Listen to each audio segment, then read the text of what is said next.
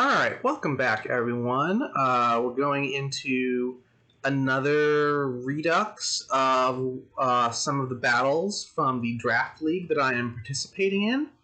And this time, my opponent is actually someone who I've known probably for the longest among all of the people in my draft league. He was the one who kind of introduced me to it, although it was all advertised within one of the groups that we're both in. But part of the reason I joined in was for that. And surprisingly, when we actually did our draft, he and I were drafting back to back, and we very frequently ended up sniping each other for some of our picks. So he would jokingly say later in our chat that he and I kind of have mirror teams, even though obviously in a draft league, no one shares the same two Pokemon on a team. But he picked Extra Drill on the first round, and that was something I was considering doing top 3 or something like that. I picked Tyranitar in the second round, which was immediately what he was going to do second round if I hadn't gotten it. I already had Volcarona at that point, so that's probably why he wanted it, but I picked Tyranitar because I'd seen someone else already had Charizard and Blissey and Dragapult and Alola Ninetales. And I'm like, yeah, Tyranitar seems great as another pick. Oh, by the way, our draft was a snake draft. So round 1, he went immediately before me. Round 2, I went immediately before him, etc., etc. Round 3, we picked Skarmory and Corviknight. I wanted Corviknight more than Skarmory, but I do find it funny we both picked our Steel Birds in round 3. Round 4, I picked Clefable, and he doesn't like that. He goes for Toxapex that round. So both of us have now picked all 4 of our OU legal Pokemon. Because our draft was limited, you can only pick 4 from there, and otherwise you're kind of a free-for-all. Round 5, this is the one that got me the most of, because I had thought of getting Extra Drill earlier, but it was okay, I had other plans. Round 5, he picks Galvantula. And that was one of my favorite Pokemon from Gen 5. One of my favorites that I'd used on Showdown before, on like mono bug teams and stuff like that.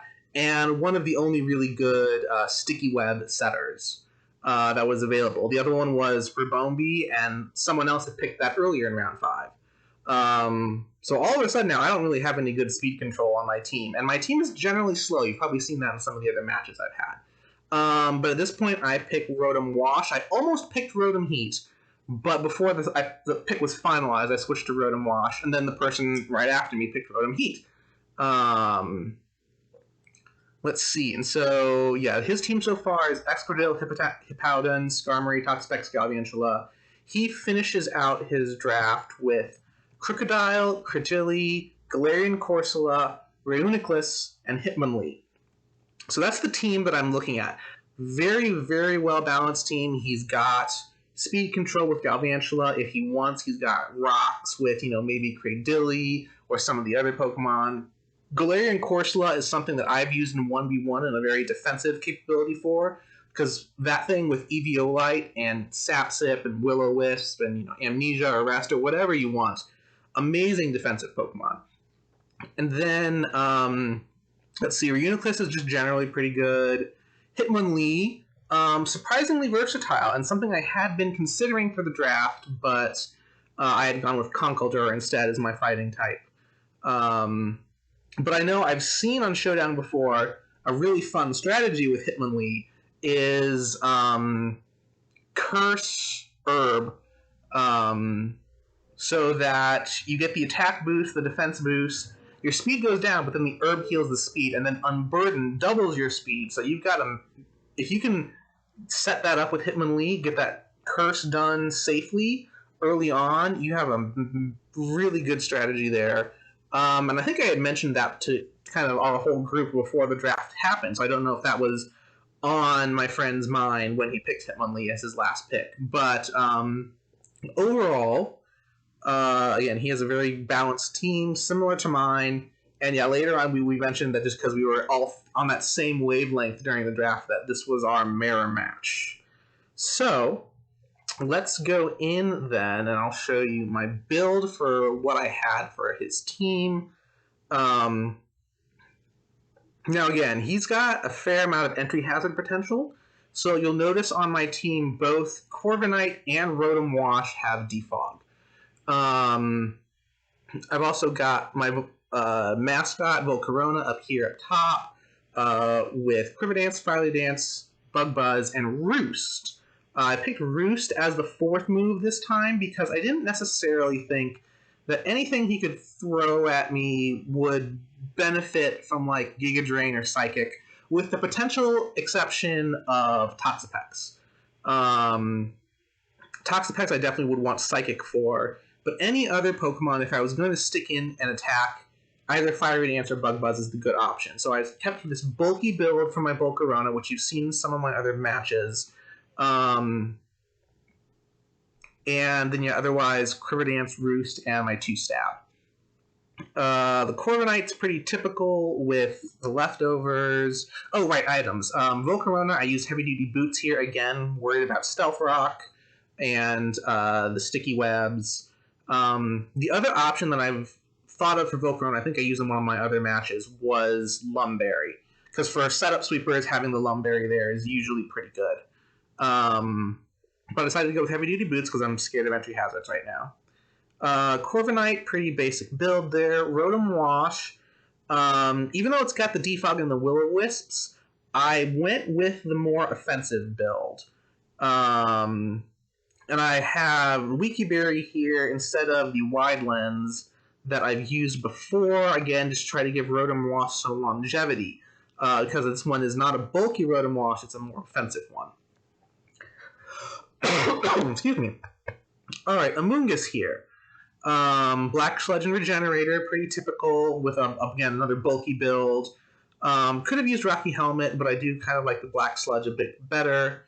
Toxic to try to prevent some of the other sweepers that he could potentially have on his team. Giga Drain is good. A little bit for Excadrill, but definitely for Crocodile and Hippowdon. And I put Foul Play on there again. That could potentially help for Excadrill. It would certainly be, well, I thought going in that it might be a good option for Reuniclus. I didn't include a poison attack here because he doesn't really have anyone that's weak to poison aside from. Actually, I don't even remember if Cradle is weak to poison or not. I think it is weak to poison, but anyway, wasn't something I was too particularly worried about from an offensive standpoint with my Amoonguss. So I decided to have Spore there to try to just gum up the works when I had the opportunity to. Aegislash is here. It's there partially for Hitmonlee. Being a ghost, it'll doesn't have to worry about high jump kick or whatever. It's got the air balloon to avoid the multitude of ground type attacks that my opponent could potentially throw at me. And also, I think during draft night where we're all chattering about each of our Pokemon, I think someone had been talking about Gyarados' Moxie. And I mentioned that, I've seen Crocodile do something similar. So I was wondering if my friend took that note and whether he was actually going to run like a Choice Scarf Crocodile or not. But if he did choice anything, King Shield helps a lot with that. Chose Shadow Sneak instead of Shadow Claw because, again, my team is generally on the slower side, with the exception of the Rotom Wash here, and hopefully a boosted Volcarona. So I figured Shadow Sneak might be a better option if I got my opponents to a low HP. It's not as good for dealing with Reuniclus because Shadow Sneak isn't powerful. Shadow Claw might be better. But that's just the thoughts that were kind of going into there. Iron Head was there, particularly for things like Cradilly. Though I guess Sacred Sword will also get Cradilly pretty well. Sacred Sword definitely would help against Crocodile if it was on lower health and I was at full. It could do something. I would probably be able to tank it a bit and then kill it with the Sacred Sword afterwards. What other stuff with Iron Head, Sacred Sword? What was that preparing for here? Actually, yeah, looking at it, I probably could have dropped one of those two and actually put Shadow Claw on. Might have been the better option. But I do like, generally, having variety in my attacks. That's probably what I was thinking when I did this build. And lastly, relatively tanky Conqueror, at least with the health. Again, here focusing on attack instead of defense, which was a problem I had in my last match. But I've got both Drain Punch and Mach Punch and Knockoff, Bulk Up, generic kind of Conqueror thing. It hits hard when you want it to. So that's the team. Hoping to win this kind of mirror match draft battle with my friend. So let's get into our first battle here. Let me check my notes. I've taken notes on these battles. It was kind of needed, and you'll see why in a little bit. Actually, you can probably see why just right now. So as we'd already mentioned, I've got my Amoonguss here, which has a Regenerator, and I've got my Corviknight, which is naturally going to be very tanky.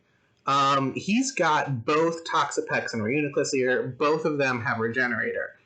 This match is going to take a while, and so will the other one, just as a heads up. So that's why I took a lot of notes with this. I'm seeing his team. I'm not sure if he's want to come try hitting me harder off the bat or get in some of his entry hazards. Either way, I feel like the Rotom Wash is my best option for leading into this. So that's how we are going to start.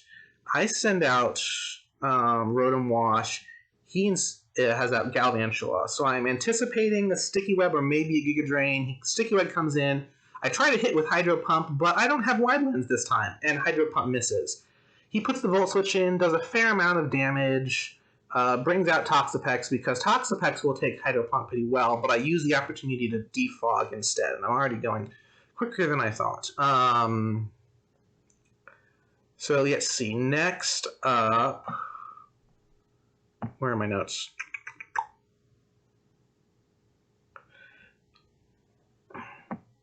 What did I do next? I Volt Switch, gets a good amount of damage in on Toxapex, and I send in Volcarona here. And even my notes, I don't remember exactly what I was thinking here. I must have thought, I must not have been too worried about, like, a Toxic coming at me here. But that's actually exactly what happened. And I don't have Lumberry this time. So now I've already learned my lesson. And I decide to see if I can just use Volcarona to punch through the team as best I can, but he's prepared for that as well with Haze. And at this point, alright, I can't set up, and I'm toxic. There's no real point in sticking with my Volcarona right now. So the best option for Toxapex here is probably my own Poison type. I send in Amoonguss. He does get rid of my Black Sludge right away, so I had messed up almost all of my swaps to start this battle off. He sends out Galvantula, which surprises me a little bit. I'm not too worried about a Bug Buzz if it comes my way, but he doesn't do much to me otherwise.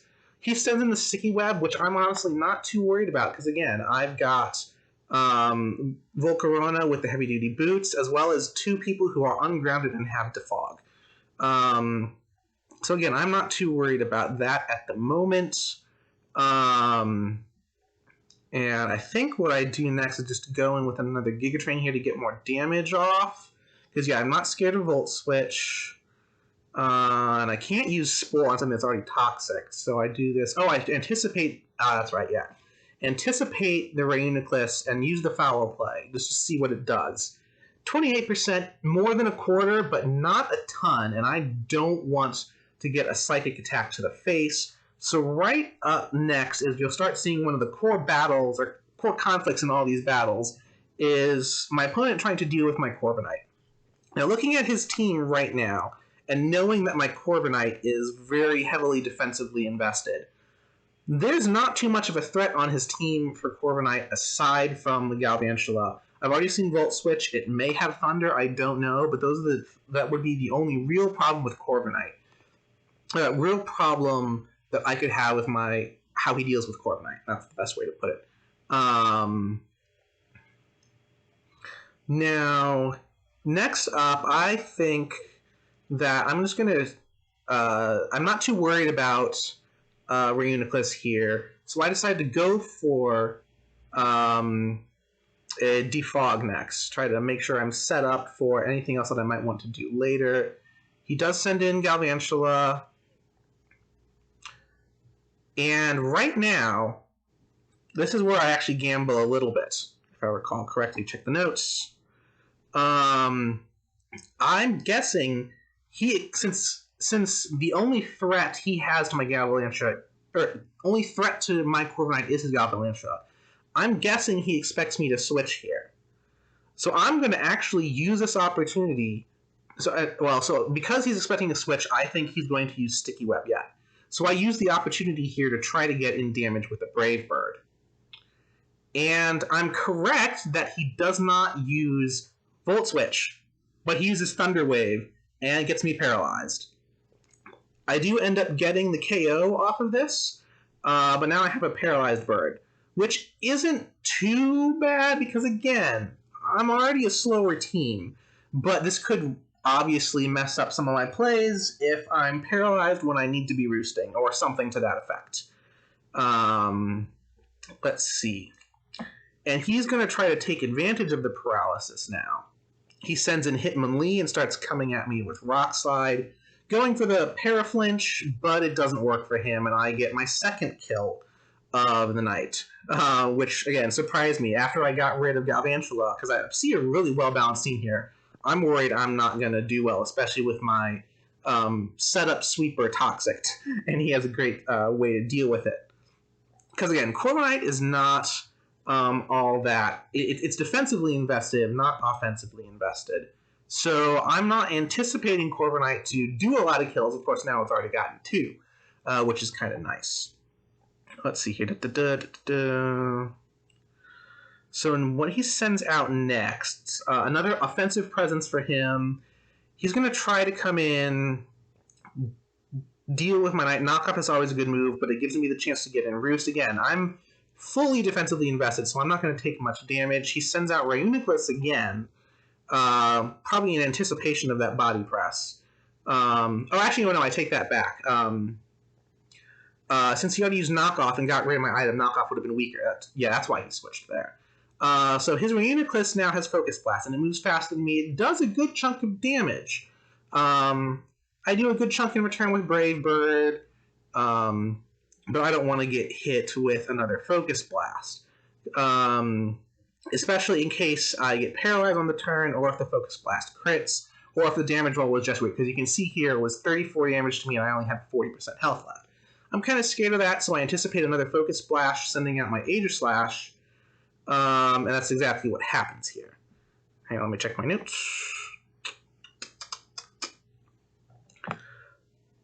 Alright,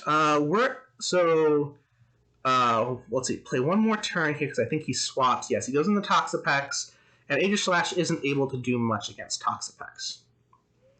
So we're going to pause right here. And let's see, how many turns is it? We're going to jump forward to... Yeah, so I'm just going to quickly toggle through things. We're going to jump forward to turn 35, because what we're going to see here is a bunch of relatively predictable swaps getting in, aside from the fact that I do get a Spore off on his Reuniclus. Gives me some roosting opportunities, even with the Focus Blast coming in. The pair is not kicking in that much. Otherwise, just, again, fair amount of predictable stuff coming through as we're trying to navigate our way to getting the advantage here. Alright, turn 30 now. Things get a little interesting because my Corviknight's been kind of lucky up to this point, not having much paralysis. But now, that thing that he tried to do with the Rock Slide earlier starts coming into effect with Ironhead here, where he's going to start getting in a couple of, Paraflinch on my Corviknight. Thankfully here, I do get an attack off. But even with his Swords Dance, Ironhead isn't doing a ton. It's doing a little bit more than a quarter. And obviously that's not great for me. And that turn would have been really bad if I did not get the Roost off right there. So I'm having some survival, also, but still getting the Paraflinch as well. I think right here as well, yeah. But he's just living on the hope that I don't get another body press in. Let's see, and I do have pressure, yes, so I'm quickly depleting Ironhead. He finally decides to swap, which is good because that's exactly when I do the body press there. Let's see. Then he sends out Crocodile next. Do I have a good thing? So this turn. He knows Reuniclus doesn't do much to Corviknight, especially because he's now out of Focus Blasts. He switches in to his Crocodile again, because again, his Crocodile is very offensively minded. I don't know if it's at this point if it's Choice Scarf or Choice Bandit or what. But because Reuniclus was in, I decided I had been thinking to use Brave Bird. And it takes out nearly half of Crocodile's full health, now putting Crocodile definitely into a kill range here. And he does... I think my opponent tries to gamble with the Paralysis again, getting in some damage with close combat, but I get the... Oh, yes, there is the Paralysis there, that's right. That's right, I'm thinking of the next battle. Close combat nearly kills me with the crit, but I get a Roost off here. So definitely a scare right there. Close combat comes in some more. Let's see. Now I'm getting my health back up significantly, even though my leftovers were lost long ago. And I think right here is when I get the kill. Nope, Paralysis one more turn. He swaps. Yeah, each time I tried to attack, I would paralyze. Each time I tried to roost, I'm mostly healed. So now I'm fully healed. He tries to bulk his attack up, but the body press does make it through that time. Finally, trying to attack, and I break through the paralysis. And right about here, things are starting to go... I think from about this point, turn 46 to... I've still got a ways to go. But he now doesn't have a good way of dealing significant damage to my Corviknight. Let's see, turn 48. Yeah, a bit of a stalemate here. And I think...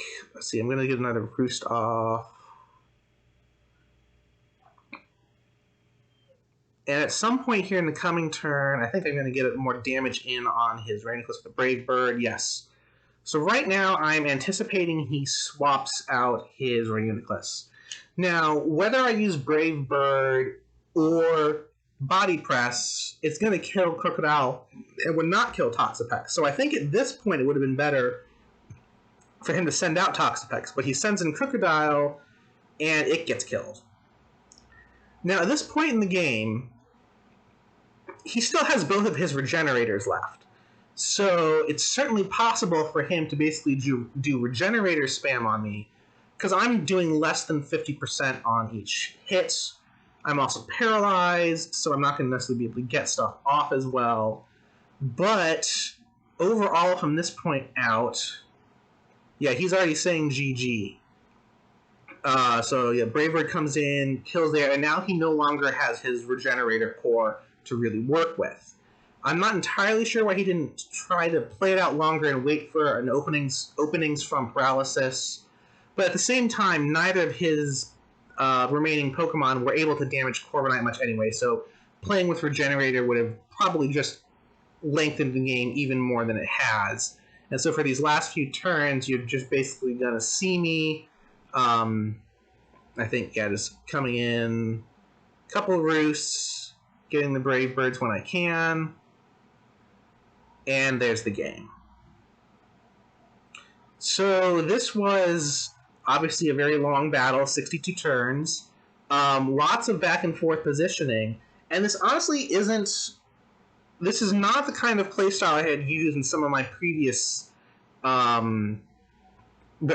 draft leagues. Particularly, I would have almost never drafted Amoonguss in the previous draft league. I do like Corviknight ever since this generation came out. It's been just a great Pokemon overall, whether Dynamax was allowed or not. And in our league, you can probably tell Dynamax is not allowed. But I managed... Not only did I manage to win this battle, which was a great relief after the previous video that I made, where I, almost, only got 4 kills total between 2 matches. I've got 6 kills now without losing a single Pokemon, which I was pleased with, for sure. Now, I asked my opponent if he wanted to do any tweaking between battles, He ultimately did, but he only said so after he had done the tweaking, so I was caught a little off guard. After thinking about it for a minute or so, I decided that I thought my team was pretty darn good. Again, I just 6-0'd the first battle, so I didn't make any changes moving into the second battle. Now, my opponent did make changes. He had told me he's going to try his best to prepare for that Corviknight, because that was his big problem this time around. So I'm anticipating some changes on his existing Pokemon. I wasn't sure if he was going to swap any Pokemon from his draft list, and he did make one swap here, you can see. He swapped out Hitmonlee for Corsola. Now, I've seen this Corsola in action before, and it was very surprising. I mentioned when I use it in 1v1, it's a very defensive Pokemon. The time I see my opponent use this previously, he actually had Will-O-Wisp, Calm Mind, Hex. So it was an offensive Corsola that he used to honestly very good effect. So it's something I'm trying to keep in the back of my mind for this battle now. You can already see our first Pokemon are already out. Since he didn't do much changes, I figured my logic for the starting Pokemon didn't change much. So I'm going to start off with Rotom again. And this battle, you know what, let's see here. I'm probably just going to let this battle run. Because I'm looking over my notes, and there's a lot of kind of interesting things that happen through here, where I could be really trying to go in and explain some of my thought process on each turn. But you'll notice... Why is the music playing? Sorry about that. There we go. I thought I had turned that off earlier. We're going to start strolling through all this really quickly, and you'll notice that a lot of the issues that we saw in the previous match are going to be seen throughout most of this battle to start with. You're seeing lots of swaps going on here. I think the most interesting thing starts coming in at turn 7. Yes. So now we've got his Corsola out. And I'm not entirely sure what set it's using at the moment. So the first thing that I do here, I'm worried that it's going to be this Calm Mind Hexer. So if it's going to try to do sweeping, I try to prevent that as quickly as possible and get the Toxic in. Now it burns my Amoonguss, but I'm not too worried about that because again, Amoonguss, I do have Foul Play on it, but otherwise it's not really meant as a physical attacker. And between Black Sludge and Regenerator, I'm not too worried about the burn damage as well. So let's see, what's the next point I kind of want to zoom into on this battle? Okay, so that is going to be around turn 12. We'll zoom through here, seeing a bunch of kind of mostly anticipated stuff. I switch hoping for a knockoff, but he does another switch as well. I respond to Rheoniclus with my Corviknight.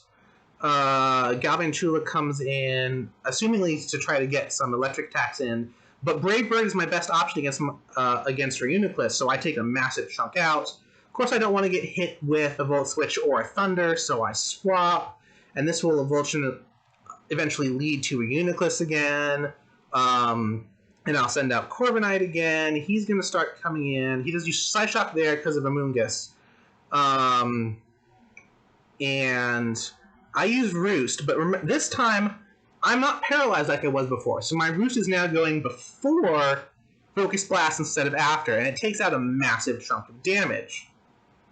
So this is the first big kind of recalculation I have to do between the first battle and this one. I'm going to go back to watching here. So Focus Blast, I put out my Ghost type. Works out relatively well. But I'm faster again here, which I wasn't quite anticipating. So Knockoff does a huge chunk to my Aegislash. I anticipate another attack, but it's not what happened. Send out Corviknight, because I know I should be able to get off the Roost there. And Galvantula comes out again. I think this is where I wanted to move forward. Oh no, a couple more turns here. A couple more turns of what we kind of expect to happen. Amoonguss comes back out. It's going to lead to Rheoniclus coming back out, which will lead to Corviknight coming back out. And here's where I start getting a little gambly. Coming with a Brave Bird, that's fine. Focus Blast misses. On Focus Blast, remember last time it hit, it did about 68% of my damage. That was after a roost, so this would have done 34 if it had hit. So it brought me down to less than 20, and if I had roosted, it would bring me up to roughly 70, but the next roost would allow Focus Blast to basically kill me. I decided to go in with another Brave Bird here, because I know that Focus Blast, if it hits, still wouldn't kill me, because again, I'm expecting it to do like 34, 36, or whatever. This one misses as well, so I've certainly gotten a little lucky here, although neither of those Focus Blasts would have killed me directly, but either of them would have put me into the red, and that would have been problematic. At this point, though, I do realize... Or, no, sorry, I keep going in battling here, and on this next turn, you'll see, instead of using Brave Bird again, I use Body Press, and honestly, I'm not quite sure why I did so. And that leads to a couple of interesting turns. Well, it's semi-interesting. It's mostly, I think, I do get the Roost off, which is nice. I don't want Focus Blast, so I send in Aegislash. Again, mostly a lot of pretty easy predictions. King Shield. Earthquake does not trigger the attack drop, so I'm a little worried. Send out Rotom Wash, which is good. And here, you see, here I was... I use Hydro Pump because that would do a significant amount of damage to Crocodile. And interestingly, it would have done a significant amount of damage to Extra Crocodile as well, except it misses again. So it's the second time I've tried to use Hydro Pump and it missed. So maybe that's the karma for having the Focus Blasts miss as well. And I'm also really dumb on the next turn because I forget that Mold Breaker exists. And there's the first death of that battle, and it's on me, which is unfortunate. Let's see here. My notes say... yeah, from here on out, there's going to be a lot of relatively predictable swaps, because, Body Press on the Exodil would have been nice, so the Ghost comes out. I don't want to get burned. Send out my Fire type. I think here I start trying to set up a bit. Yeah, now I know I don't want to get Toxic again, but it's not Toxic, it's Block. I figured he's using Block because then he can trap my Volcarona in to Toxic it later. And because he has Haze to deal with my setup, that would actually work really well. But some more basic swaps. Now, there's unfortunate. I'm trying to go in for the knockoff again, but instead of using Will-O-Wisp like I anticipated, it uses Strength Sap, so now my Conkeldurr is a little weaker than normal. He's going to anticipate the knockoff, and it's a relatively small amount of damage and sacrificing his Choice Scarf, but his team is generally faster.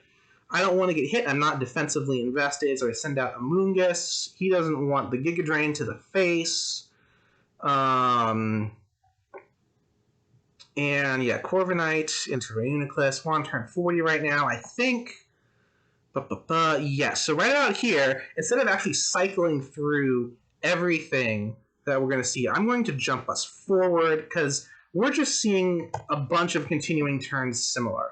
Now, right on here again, all I've seen so far is Block, and I know it has Haze and Toxic from the previous match. Those could have been swapped out. I am worried a little bit that Toxapex might have Scald. That's why I've done some swaps in the previously. But here I decide to gamble a bit more and start coming in with Brave Birds. All he does is knockoff. And I think in the chat here he will mention that he actually does not have Scald on this Toxapex, which makes it hard for him to deal with Corviknight. But again, he already killed my Rotom, so I can't deal with Toxapex pretty easily. So a little bit of back and forth there. But I will do another jump forward in the match, because what follows for the next 9 turns or so is a lot of kind of the same pattern of switching that we've seen before. He does bring out his Corsola here several times that I wasn't anticipating, but it doesn't change the overall outcome of things very much. All right, we're going to go at normal speed now. So right now, I was anticipating him actually to swap, because I would think, oh, he's going to expect me to set up or do something, And for setting up, he wants to send out Toxapex. So I opt to do Bug Buzz, hoping to do some damage to Toxapex. He doesn't swap just yet, though. He actually waits a turn, because he gets his Corsola healed up first. Try to deal with that toxic damage. Since I didn't have Bug Buzz anymore, I use Fiery Dance. It actually buffs my special attack. So I use it again. I'm starting to do some damage. Again, I'm resisted, but you just saw that at 18. I'm now 2 hits away from killing it.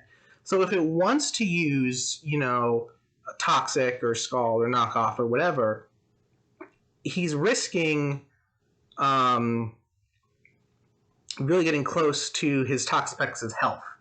And this is where the battle turns around, because right now you can see he is most definitely in kill zone. Because even after using Haze, my Fiery Dance should do somewhere between 12 and 13%. He's only at 11% right now. So I know for a fact he has to swap here if he wants to keep his Toxapex alive. And he could keep it in. He could sack his Toxapex and maybe bring out Excadrill or something like that. But I'm gonna guess. I guess here that he tries to swap his Toxapex out. And he does, which gives me the opportunity to start setting up with my Volcarona. It's a bulky Volcarona, so Psyshock doesn't do a ton of damage here. And on this next turn, he sees my Roost, and he knows he's in trouble now. The only potential problem left at the moment is if I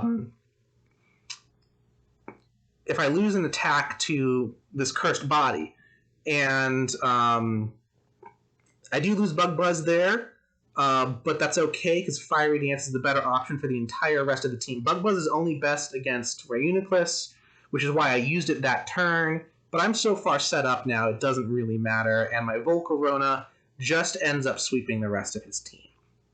So after all of that, a 62-turn battle and a 75-turn battle, I end up with 2 victories, having only lost 1 Pokemon along the way, against someone who I was very concerned with because we were drafting so similarly. I thought this was our mirror match, basically, and I was very concerned that I would get beat up again like I was in the previous match.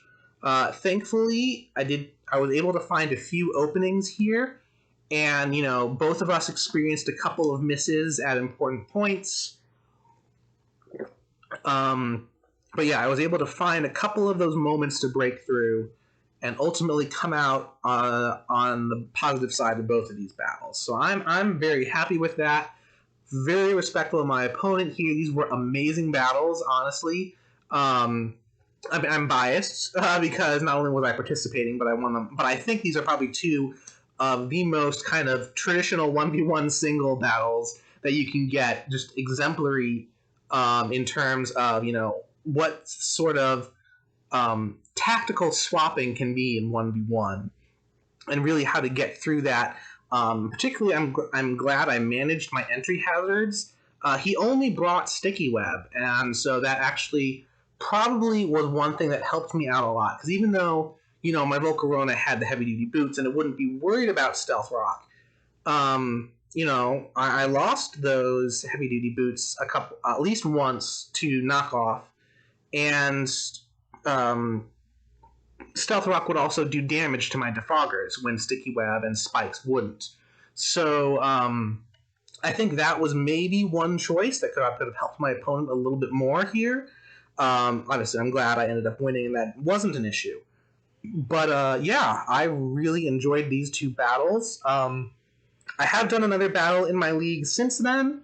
I have not asked that person if it's okay to share those battles as well. I need to do that, so I may or may not have another Redux video up later this week, but if not, I'll be doing Armello and Magic the Gathering. So yeah, I hope you guys enjoyed, and I will see you all later. Thanks. Bye.